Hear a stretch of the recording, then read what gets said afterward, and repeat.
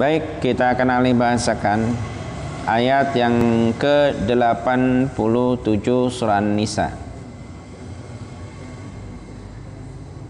Allah adalah tidak ada sembahan yang ada melainkan Dia.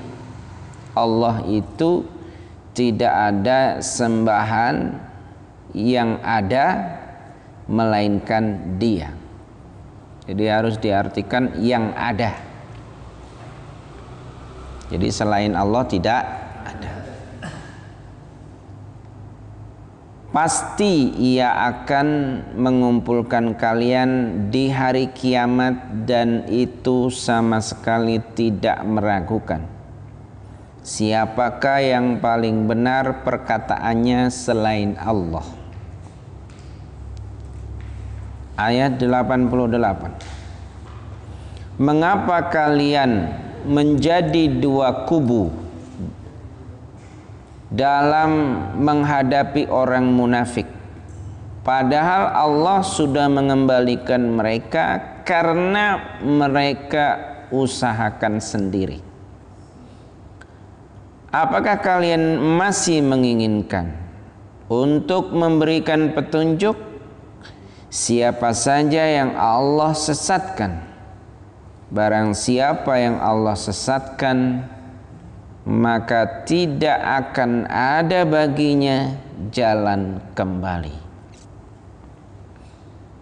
Ayat 89. Mereka sangat menginginkan sekiranya kalian juga jadi kafir seperti mereka, maka kalian akan menjadi sama dengan mereka. Maka janganlah kalian menjadikan teman sejati di antara mereka sampai mereka hijrah di jalan Allah. Jika mereka tetap membangkang atau berpaling, maka tawanlah mereka, bunuhlah mereka di mana saja kalian temui mereka. Dan janganlah kalian menjadikan pelindung di antara mereka juga penolong. Baik, itu ahli bahasa. Kemudian sekarang kita mencoba untuk menggali makna yang terkandung yang ada di firman Allah surat An-Nisa ayat 87 sampai dengan ayat 89. Ayat 87, Allah Subhanahu wa taala mengukuhkan akidah agar kita punya akidah yang sangat kuat, tauhid yang sangat kuat. Dan tauhid itu menghunjam di dalam hati kita. Allah di sini mendidik kita untuk itu dengan kalimat tauhid mengawali ayat 87. Allahu la ilaha illa huwa. Senada sama dengan kalimat la ilaha illallah. Kalimat yang pendek tapi nilainya tak ada yang bisa membandingi kehebatan nilainya. Ini adalah kalimat tauhid. Karena bumi ini, matahari, bintang, bulan, semuanya alam semesta yang tak terbatas ini, yang belum bisa dijangkau oleh seluruh manusia, batasan langitnya, semuanya itu diciptakan oleh Allah. Tidak ada lain adalah untuk kalimat ini. Agama diturunkan melalui nabinya, tidak ada lain kecuali untuk kalimat la ilaha illallah. Oleh karena itu, di mana saja ada kalimat tahlil, maka kita harus hormati dan harus kita cintai. Kalau ada siapapun yang mereka sudah bersyahadat maka kita wajib melindungi mereka karena mereka punya kalimat la ilaha illallah. Kemudian Allah berbicara tentang hari akhir, yang mana Allah pasti akan mengadakan hari kiamat. Kenapa disebut dengan hari kiamat? Al-qiyamah, hari kebangkitan. Asal kata dari qama yaqumu qiyaman. Yauma yaqumun nas, di ayat yang lain disebut yauma yaqumun nas, di mana hari itu adalah dibangkitkannya manusia, maka disebut dengan hari kiamat. Allah berbicara la raiba fi, tidak ada keraguan di dalamnya. Artinya hari kiamat itu pasti. Bersyukur kita jika kita membaca kalimat ini, karena kalimat ini kita dapatkan bukan dari mulut manusia, bukan dari kalam manusia, tetapi dari kalamullah, dari kalam Allah. Maka Allah mengakhiri ayatnya, wa man asdaqu minallahi haditha. Siapakah yang paling sidik, yang paling benar perkataannya selain Allah? Enggak ada. Siapa yang patut kita paling percayai selain perkataan Allah? Tidak ada. Tidak ada yang kita yakini perkataan apapun melainkan adalah perkataan Allah Subhanahu wa ta'ala. Maka kalau sudah demikian kita jauh dari Al-Quran, rugi. Kita menghindari kajian Al-Quran, rugi. Hidup kita tanpa Al-Quran, rugi. Hidup kita habis waktunya sampai kita meninggalkan Al-Quran, maka kita akan bertemu di hari kiamat. Mari kita lihat siapa orang yang beruntung dan siapa orang yang rugi. Jadi ayat 87 mengingatkan kepada kita, dan kita beruntung hari ini dapat mengkaji ayat ini. Ayat 88, Allah Subhanahu wa ta'ala bertanya kepada kaum muslimin. Waktu itu kaum muslimin sedang mengadakan peperangan, berperang melawan orang-orang kafir, yaitu tepatnya di perang Uhud. Di perang Uhud terjadilah kemunafikan di sana. Orang munafik itu di perang Uhud itu di Bukit Uhud. Nanti kalau kita ke Mekah, maka kita akan melihat Bukit Uhud. Nah, di Bukit Uhud itulah Rasulullah pernah memberikan tugas kepada pasukan pemanah. Kata Rasulullah, "Qum huna." Stay di sini, jangan pergi kemana-mana. Anda pasukan pemanah, tunggu aba-aba dan jangan pergi kemana-mana. Tapi apa yang terjadi ketika peperangan dimulai? Kaum musyrikin sudah mulai mundur dan mereka banyak meninggalkan ghanimah, rampasan perang atau harta-harta yang dibawa oleh mereka. Maka pasukan pemanah melihat harta tersebut tergiur. Akhirnya nggak sabar, takut nggak kebagian.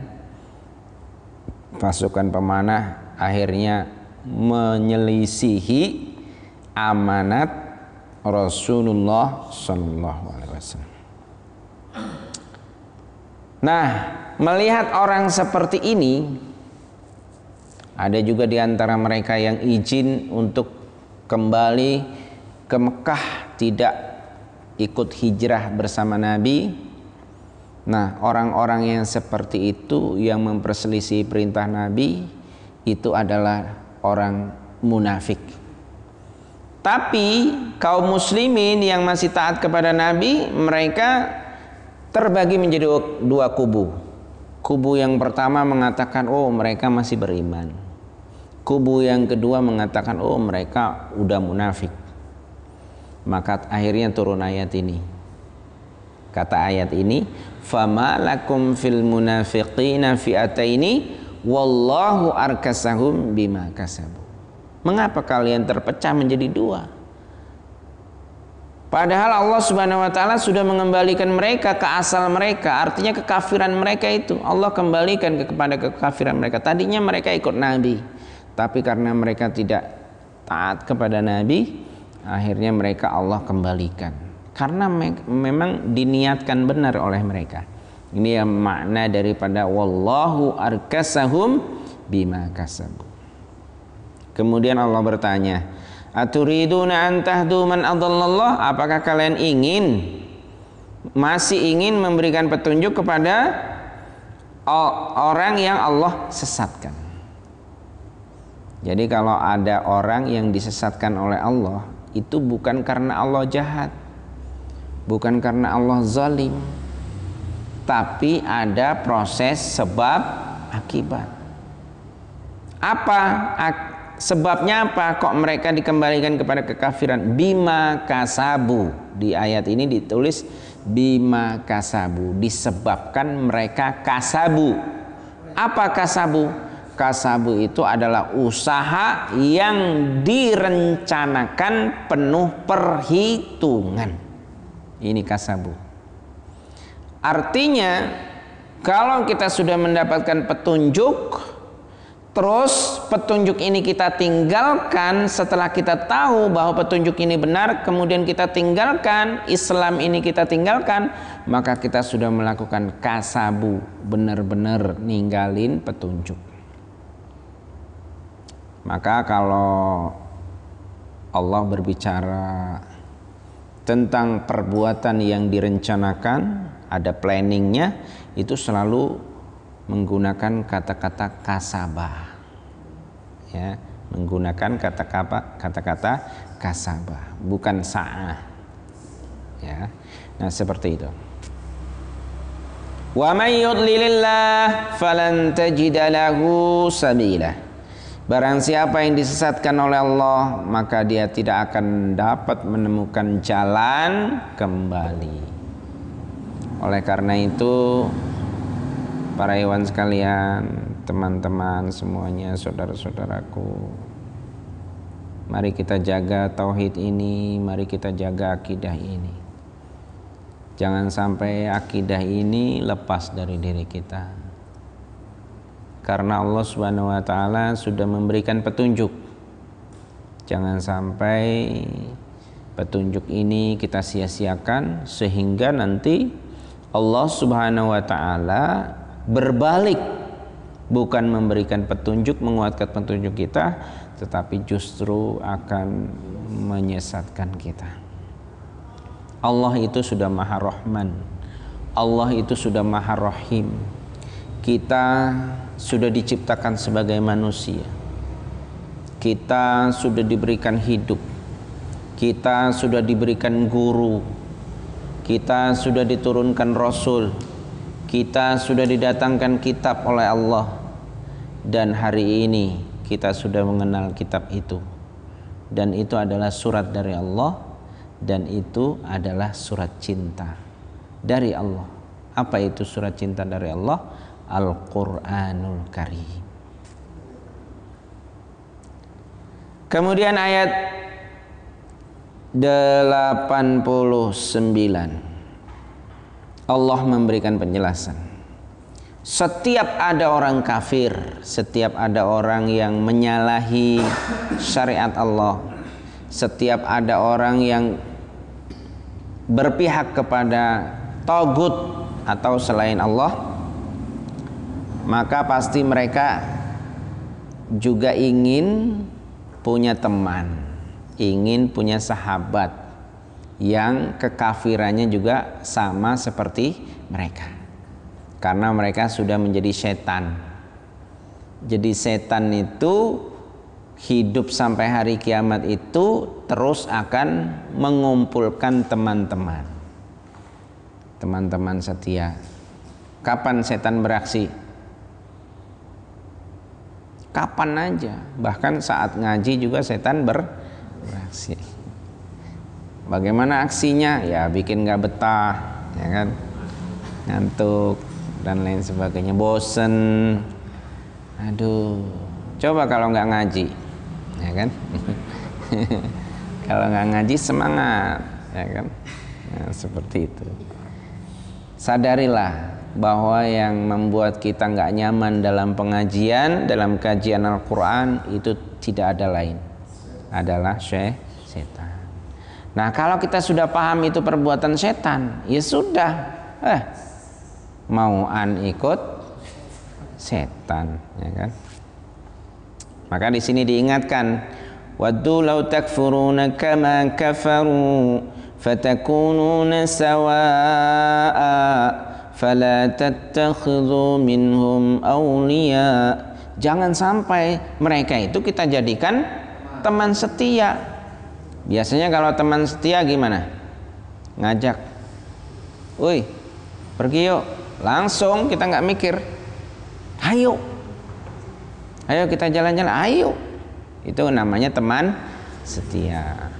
Maka kalau setan masuk ke dalam diri kita, membisikkan hati kita agar kita ngantuk, ya kan, agar kita berat, nah jadi itu harus kita lawan. Hatta yuhajiru fi sabilillah, sampai mereka itu hijrah di jalan Allah. Dalam tafsir Al-Qurtubi disebutkan hijrah itu minimal ada 4 macam. Yang pertama, hijrah dari Mekah ke Madinah, dan itu hanya terjadi sekali di masa Rasulullah SAW. Hukumnya wajib bagi kaum muslimin pada saat itu. Kemudian yang kedua, hijrah orang-orang munafik saat peperangan bersama Rasul. Jadi orang munafik itu begitu pertempuran dirasa sulit, maka orang munafik itu hijrah. Tidak bertahan dalam peperangan, tapi mereka melarikan diri, minggir. Itu namanya hijrah. Kemudian yang ketiga, hijrah dari kemaksiatan pindah kepada kebaikan, tinggalkan kemaksiatan menuju kepada kebaikan. Dan yang keempat adalah hijrah dari yang haram menuju yang halal. Ya, jadi seperti itu. Nah, hijrah dari maksiat menuju kebaikan, dari yang haram menuju yang halal, itu harus kita lakukan sampai kapanpun. Tapi kalau hijrah di masa Rasul sudah tidak ada lagi. La hijrata ba'dal fathi, kata Nabi. Tidak ada hijrah lagi setelah futuh Mekah, setelah fathu Mekah. Wala, kemudian di sini diingatkan oleh Allah, ini bicara tentang peperangan ya. Peperangan medan pertempuran. Jadi di sini ada bahasa fa in tawallau fakhuduhum, maka tawanlah mereka, bunuhlah mereka di mana kalian mendapat. Itu maksudnya adalah dalam saat pertempuran. Jangan laju siapa orang yang berbeda akidah dengan kita terus kita tangkap. Oh, nggak bisa itu. Itu salah menerapkan ayat-ayat Allah. Jadi ini adalah bicara masalah saat pertempuran, peperangan. Dan perang di dalam Islam itu tidak diadakan kecuali kita diserang. Kecuali kita diserang. Fa in qatalukum faqtuluhum, di dalam ayat surah Al-Baqarah, jika mereka memerangi kamu faqtuluhum, maka kamu perangi juga mereka. Jadi kalau mereka jual kita beli. Nah, begitu ya. Tapi kalau nggak ada yang jual ya jangan dibeli. Wala tattakhidhu minhum waliyyan wala nasira, apalagi orang sudah jelas-jelas kafir dijadikan sebagai pelindung demi kekuasaan, demi materi dan lain sebagainya. Wala nasira, dan jangan juga dijadikan sebagai penolong. Baik para ikhwan sekalian, ini yang bisa kita bahas dalam kajian kali ini. Yang pertama, Allah memberikan pengajaran kepada kita agar kalimat tauhid ini menghunjam di dalam hati kita, dan kita yakin tidak ada perkataan yang paling benar kecuali adalah perkataan Allah Subhanahu wa taala. Kemudian yang kedua tentang orang-orang munafik. Janganlah kita seperti orang munafik. Orang munafik itu antara perkataan, hati dan perbuatannya itu berbeda. Perkataannya manis, tapi hatinya mengingkari. Kadang-kadang perbuatannya juga kadang merah, kadang hijau, kadang hitam, kadang putih. Itu orang munafik. Nah, kita jangan seperti itu. Munafik terbagi menjadi dua. Ada munafik yang baru kecil, tidak sampai keluar dari Islam. Ada munafik akbar, nifak akbar itu bisa keluar dari Islam. Nah, yang dimaksud di sini adalah munafik akbar yang mereka keluar dari Islam. Kemudian yang ke berapa? Yang ketiga, orang-orang yang menjauhkan diri dari Allah itu akan selalu mengajak orang lain untuk jauh pula dari Allah. Maka kita harus mendekat kepada Allah, bukan menjauh dari Allah, dan jangan pernah mendekat kepada mereka.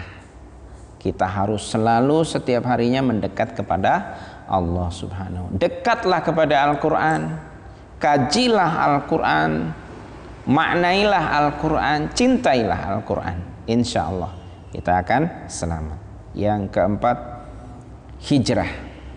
Ya, jadi kita tetap harus melakukan hijrah dari kemaksiatan menuju kebaikan, dari yang haram menuju yang halal. Ya, dari jauh dari Allah menuju kepada Allah Subhanahu. Mudah-mudahan kita semuanya bisa melaksanakannya dan kita selalu berdoa dimudahkan oleh Allah Subhanahu wa taala. Demikian mari kita tutup majelis ini dengan baca doa. Bismillahirrahmanirrahim. Subhanakallahumma wa bihamdika asyhadu an la ilaha illa anta astaghfiruka wa atubu ilaik. Kurang dan lebihnya saya mohon maaf. Wassalamualaikum warahmatullahi wabarakatuh.